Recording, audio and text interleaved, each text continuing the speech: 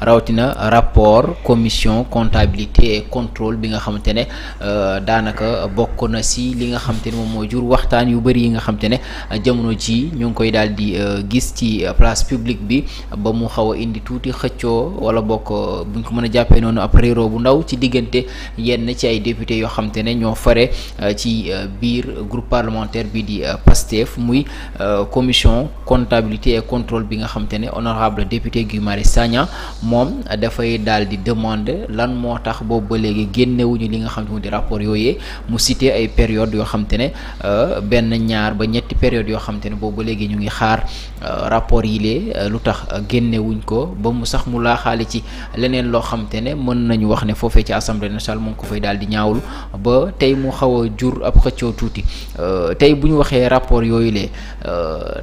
naka lañ koy war di tënkee waaye également ci yan période surtout lañ koy war a génne ak surtout noo jàngate également xëccoo bi nga xamante ne wala coow li nga xamante ne tàmbali na ko jur foofee ci biir groupe parlementaire bu PASTEF. waaw man des fois damay gis ne dañuy bëgg di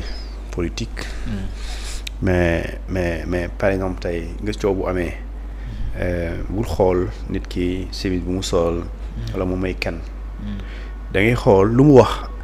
est-ce que tegu na ci loo xamante ne nit mën na ci téye. d'accord loolu moo am solo soo ko deful rek ni nga acharné wu ci moom di critiquer et cetera loolu amul solo loolu émotion la. te ñun Sénégal vraiment. émotion bokk na ci lu ñu xaw a tardel daal. fii di question d'émotion c'est une question de raison. yaa ngi dégg Mohamed. règlement intérieur bii ñuy waaj a laal. soo demee ci article 31. li ma lay wax nii moo fa ne. du cuur moo ko bind.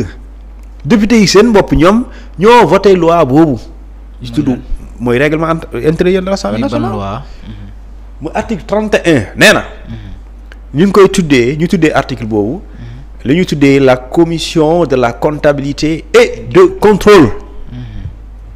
ñu ne commission boobu. la commission de comptabilité et de contrôle est chargée d'accord mu def lu ñu tuddee mu gérer mu xool gestion Assemblée nationale si li nga xamante mooy les crédits inscrits sur le budget d'accord ba pare fexe ba li nga xamante ni moom mooy les dépenses engagées par l'institution maanaam par Assemblée nationale dépenses engagées mooy xaalis bu ñu jël am fu ñu ko dugal. maanaam mu saytu ko. waaw saytu xool ñu ne lii lan la liggéey bi d'accord yaa ngi koy def léegi kañ nga koy fësal ñu ne ñetti weer après chaque ñetti weer. ñu ne le rapport. un rapport trimestriel. léegi ñu ne la lii dafa war a am diggante 31 décembre ba 1er janvier ça veut dire que kon war na am 4 fois je pense 4 fois. 4 fois parce que 3 mois. 4 fois la ci 12 mois. waaye léegi ñu ne la mosul am ci régime Macky Sall mosul am. jaaduwul ils ont violé chaque jour ñu ne non on doit respecter le règlement intérieur. quand Ousmane Sonko devrait faire lu ñu tuddee déclaration de politique générale on dit non article 98 97 99 baaxul mais l'article 31 li mu wax lii la wax député yi def leen ko defoo leen ko depuis 12 ans defuñu ko depuis 2022 defuñu ko ba tey nii ñuy wax de 21 juin 25 defuñu ko. Guy Marius Sagna a raison sur toute la ligne ci point bii sëñ bi mañ bàyyi wax yoo xamante ni dañuy xool lu neex nit yaa ngi dégg loi moo bind loolu c'est comme nu mu bindee nul ne peut faire plus de 2 mandats consécutifs kooku daa am explication nul kenn mënu ko mais fii aussi règlement intérieur daf ne dafa war a am même bu El Malick Ndiaye nekkul président Assemblée nationale même si c'est d'accord xaw ma kan moo nekk président Assemblée nationale même bu ko keneen doonoon dañ ko ne sëñ bi rapport dafa war a am chaque 3 mois ñu ne la questeurs yi da ngeen ci liggéey ba mu am ñu ne boo leen paree da ngeen koy déposer ci bureau des présidents de la conférence des présidents foo koy déposer ba pare loolu bu ñu paree dañ koy jox président Assemblée nationale ba président pare Assemblée nationale boobu règlement intérieur bi nee na da ngay jël rapport boobu nga jox ko le président de la Cour des comptes pour mu publier rapport bi waaw léegi Guy Marius Sagna wax leen loolu dafa leen liiral article bi wala ñoom dañoo bëgg ma liiral leen ko loolu lañ bëgg non nga fàttali ko xëy na nga fàttali ko. non Sénégal des fois dañuy dañuy mën daal des fois dañuy nekk ci politique yàlla xam na ko xoolal. mu ngi nii xoolal. article bi 31. du règlement intérieur de l'Assemblée nationale. ñu des commissions de comptabilité et de contrôle. 31. La commission de comptabilité et de contrôle est chargée du contrôle de la comptabilité de la gestion des crédits inscrits au budget de l'Assemblée nationale. yaa ngi dégg. À cet effet, un rapport écrit portant notamment sur l'état des crédits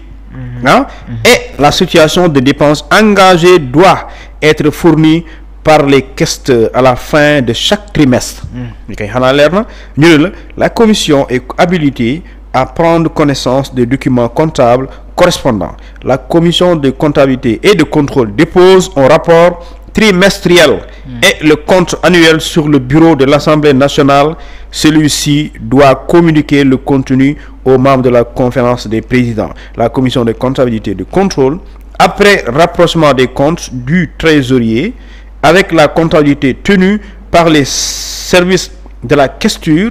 rend compte à l'Assemblée nationale par écrit au début de chaque session budgétaire de l'exécution du mandat de contrôle qui lui est confié. Le compte définitif de chaque gestion est adressé par le président de l'Assemblée nationale au président de la Cour des comptes. mooy rapport boobu si boobaa Cour des comptes moo koy jël et pare publier ko. léegi li ngeen nekk fii di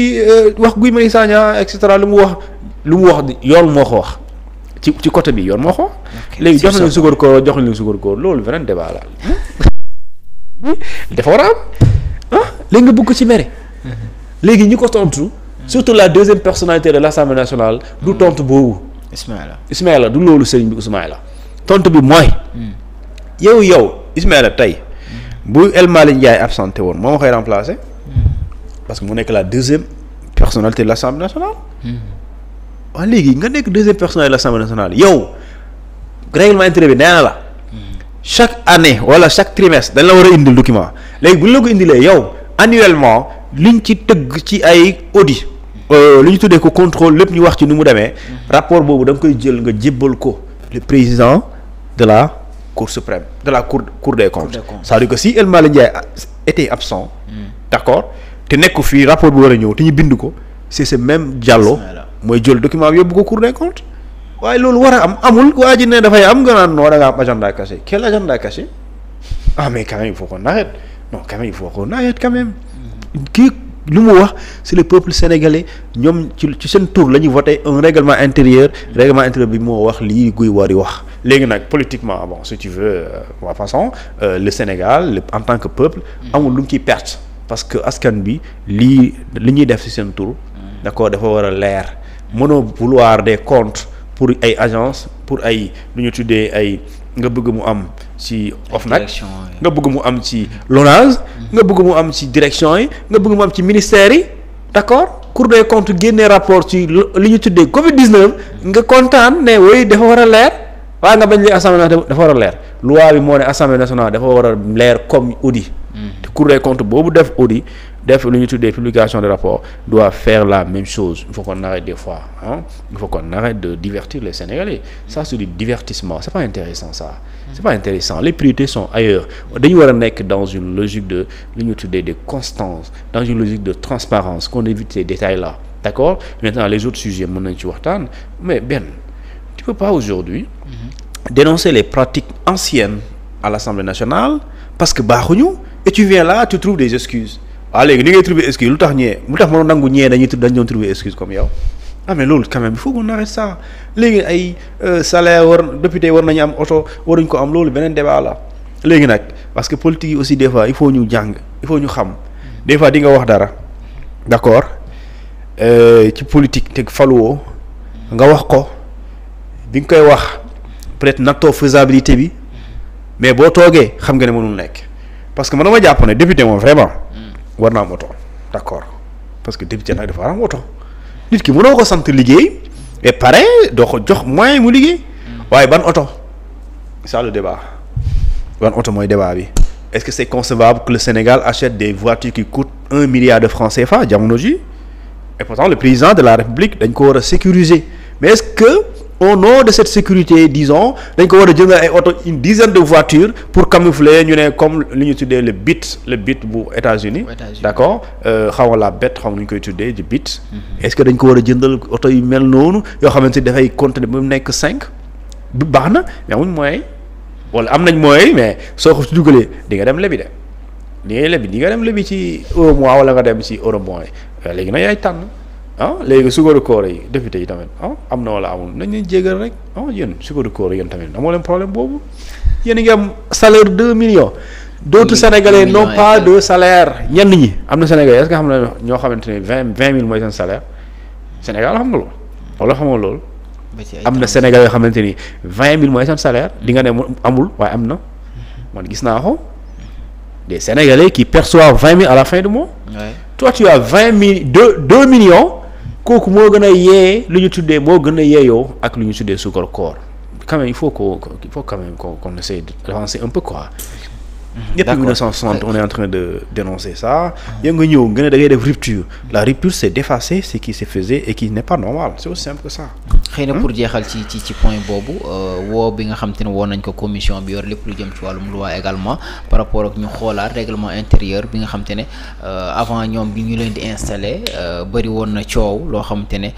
yenn ci articles yu bëri yoo xam te ne selon ñenn ñi dañ ko war a xoolaat tey lan lañ war a mën a tëggaatee li nga xam te moo di règlement intérieur bu assemblée nationale bi léegi ba mu yelloo ak li nga xam te ne noonu la assemblée bi war a doxee dëgg-dëgg fii ci Sénégal. waaw je pense que lu bëri war nañ ko xoolaat mais déjà ñun Sénégal amuñu problème texte problème application la ñu am parce que xam nga gis nga lii texte nu mu leere article 31 bi sëñ bi lii élève bu ñu doon def démb examen CM2 yàlla xam ne boo ko liiralee nga def ndànk mën nañ xam lu muy tekki comprendre ko waaw est-ce que jëfee nañ ko jëfewuñ ko loi bi wax lu transparence 2012 moom lu mu wax mooy heure bu Sénégal amee gouvernement bu bees boobu am na ñetti weer pour def lu ñu tuddee rapport sur la situation de la situation économique situation des finances publiques ñetti weer pour produire un rapport mooy rapport bi ngay wax ne ay chiffres falsifiés yoon moo ne chaque ñetti weer excusez-moi chaque nouveau mandat présidentiel ñetti weer après gouvernement boobu nekk fii dafa war a def rapport sur la situation des finances publiques mu ngi soog a am depuis 2012 mu ngi soog a am en 2024 lu tax amul 2029 on a violé quand même délibérément cette disposition là léegi Assemblée nationale aussi man je suis pas contre pour ñu yeesalaat parce que adduna bi dafa am fooy toll textes yi dañuy xaw a caduc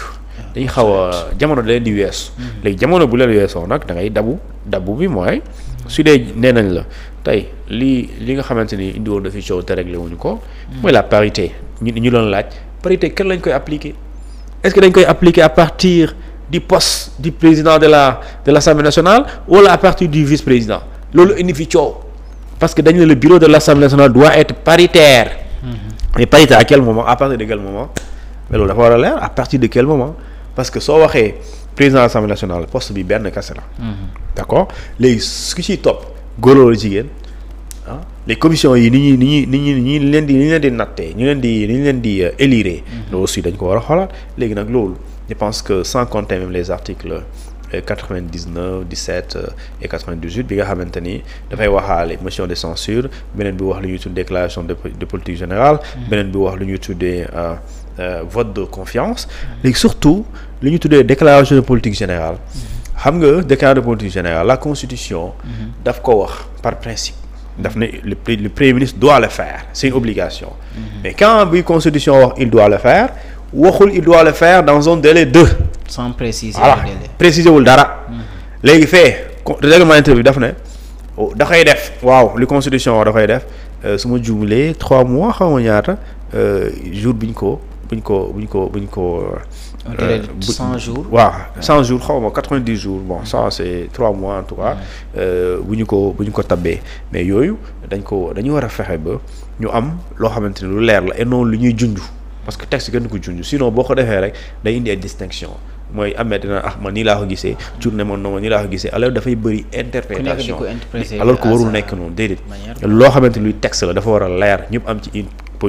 une vision claire xam ne ku naan ndox bi ñu ne boo ko naanee ndoxu jàmbur nga naan donc soo ko naanee da ngay fay mais doo ne way di expliquer leneen kenn xamul lu muy tekki. Alors je pense que députés yi aussi ils ont des choses quand même à nous proposer. députés yi ak ñoo am lu ñu war a wax députés yi. jamono ji mais députés yi am nañ lu bëri lu ñu war a wax. ay propositions. vous êtes 165 députés. que chaque député nous trouve au moins pour rendre service à ce peuple là. mu jéem a indi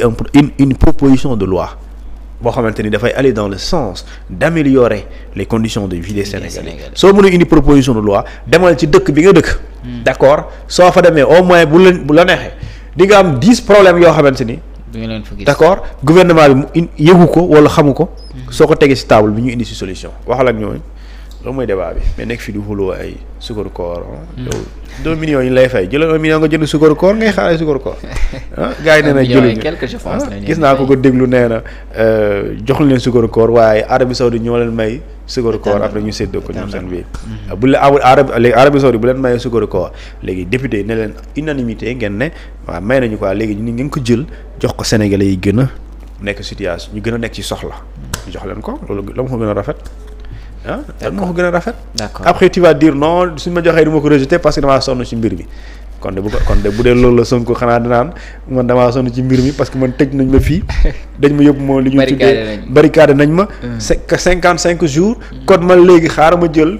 budget kii mu tudd sax mbirum primature ba duggoo sama poche parce que sonn na ci non loolu dañ bàyyi yooyu d'accord merci beaucoup Thioune dernier point bi nga xam te ne bëggoon naa nga indi ci tuuti éclaircissement